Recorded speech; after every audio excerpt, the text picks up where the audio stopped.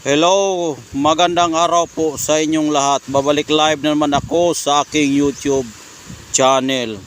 Kung baguhan ka pa lang sa aking channel ay huwag makalimot na ipindot ninyo ang bell button, mag-subscribe, mag-like at mag-share para palagi kayong updated sa aking mga bagong mga upload. Kung natapos na ninyo na pindot ang bell button, nag-subscribe, nag-like at nag-share, ay sisimulan ko na ang aking kwento patungkol sa mutya ng kalikasan. Ang pangalan po sa mutyang ito ay mutya po ito ng kalabasa. Ito po ang mutya ng kalabasa na nagiging bato po. Ayan po. Ito po yung bunga, ito po yung pungango at ito po yung bulaklak dito sa dulo. Bulaklak po yan. Ito po yung pungango, ito po yung bunga, ito po yung bulaklak. Maliit lang na kalabasa na may bulaklak. Kasi pag ganitong kalaki ang mga kalabasa na maliit pa lamang, ay mayroon po yung bulaklak sa dulo. Basta ganito lang kalaki. Kung malaki na talaga yung kalabasa, matanggal na yung bulaklak sa kanyang dulo. Pero kapag maliit pa lamang, ay ganyan po ang itsura. May bulaklak pa. Ganito lang ang itsura dahil nagiging bato na po siya. Pero kapag hindi yan bato, namumuliskad po ito. Dahil ngayon nagiging bato, ulibo na siya, kaya nagkakaroon na ganyan ang itsura. Dilaw po yung kanyang dito sa bulaklak niya, dilaw. At yung dito ay dilaw din kung saan ko pinupo o kinuha. Ang tanong, paano ko ito nakuha? Bakit? At kung saan? Nakuha ko po ito sa aming pananim na kalabasaan. Habang ako ay nangunguha ng kalabasa na aking ginugulay, kumukuha ako ng mga maliliit na mga putot o kanyang bulaklak na may tanga na bunga na maliliit. Dahil yan po ang aking paboritong gugulayin. Huhugasan mo na lang yan, pagkatapos direkta mo na yan ilagay sa kaldero pag matapos, tapos gataan lang. Kaya yan ang paborito kong mga gulay na kalabasa. Kaya sa mabuting palad po, habang ako'y nangunguha ng kalabasa, meron po pala akong nakuhang bato na hindi ko namalayan na ang kanyang bunga po at bulaklak ay nagiging bato po. Habang namimitas ako ng mga bulaklak na may halong bunga na ganito kalaki lamang, ay nilagay ko sa basket. Pag-uwi ko sa bahay, habang nililinisan ko isa-isa, meron akong nakukuhang ito na po ang aking nakikita.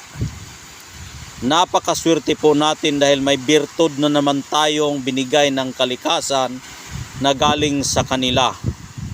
Ayan po ang mutya ng kalabasa. Ito po yung pungango, ito po yung bunga at ito po ang kanyang bulaklak. Kung nakakakita na kayo ng kalabasa na ganito lamang kalaki, ay normal na po yan na may bunga na maliit at yung sa kanyang puwet o dulo, puwet yan dito, may bulaklak pa yan, hindi pa natanggal habang maliit pa lamang ito. Ganyan po ang ugali ng mga kalabasa. Kaya ano ba ang birtud at gamit sa kalabasa? Kung ano po yung ugali ng kalabasa, nagbibigay lakas, bitamina sa ating katawan. Kung ito'y dala mo, ganun rin ang kanyang benepisyo na ating dinadala habang dinadala natin itong bunga o mutya niya. Ganyan po ang kanyang pagbasa sa espiritual ng kanyang ugali. Pwede rin itong gamitin natin sa negosyo, sa lahat ng lakad, para ito'y dadaloy sa iyo ang swerte. Dahil ikay magandang tingnan, dahil nga ikay gulay, walang makapag-ayaw sa gulay. Dahil lahat pong mga tao ay kumakain po ng gulay. Kaya pampaswerte ito sa negosyo, sa pananim, lahat ng iyong gusto. Kapag dala mo ito, swerte ka sa iyong buhay. Yan po ang birtud niyan.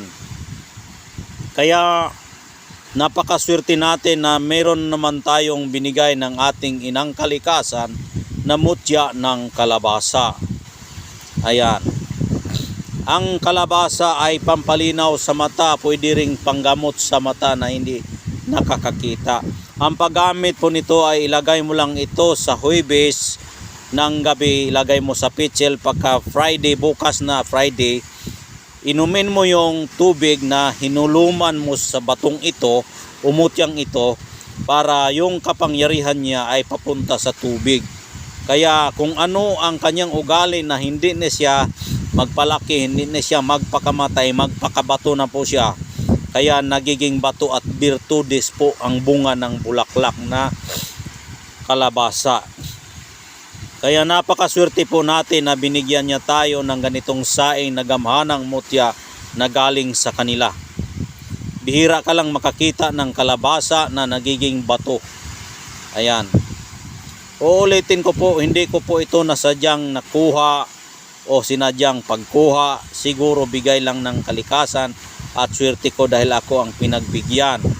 Ang pagkuha ko po nito, simple lang po. Dahil nga hindi ko ito nasadyang nakuha, namimitas lang ako ng bulaklak ng kalabasa. Yung may mga bunga na maliliit dahil nga maraming benepisyo at paborito ko po yan. Dahil lilinisan mo na lang yan, hindi mo na yan kailangan hiwain. Pagkatapos mo linisan ng tubig, diretso mo na yan sa kaldero at lagyan mo ng mga panakot. Yung mga lahat ng mga panakot, ilagay mo dyan. Pagkatapos lagyan mo ng tubig, pakuluan mo, tapos ilagay mo yung gata ng nyog, ay masarap na po yan. Lagyan mo ng mga kunting mga isda na mga pinirito ba, yan, masarap na yan para sa akin. Kaya paborito ko talaga yung mga pagkain na ganyan. Kaya siguro binigyan niya tayo ng ganitong saing na gamhanan para makatulong ito sa mga taong nangangailangan ng tulong. For example, halimbawa kung ikay dala mo ito, maraming tao na magkagusto sa iyo dahil nga ang tingin sa iyo ay kalabasa at parang may halong gayuma kapag dala mo ito at walang taong magagalit sa iyo.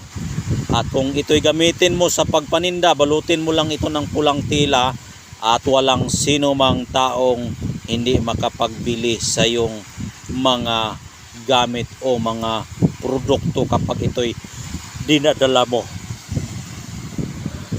Kaya kung sino pong magkagusto nito ay mag-usap tayo at kikilatisin ko yung boses ninyo, ang text ninyo kung karapat dapat ba kayong magkakaroon ng mutya na ganitong napakabigat ang responsibilidad sa mutya ng kalabasa. Dahil kung ano yung ugali ng kalabasa ay ugali mo rin at ugali rin ng yung katawan at kapangyarihan. Kaya hanggang dito na lang po. Maraming salamat sa inyong pananatiling pagsubaybay sa aking channel. God bless po sa inyong lahat. Naway patnubayan po lagi tayo ng ating Panginoong Diyos. Bye bye. God bless po sa inyong lahat.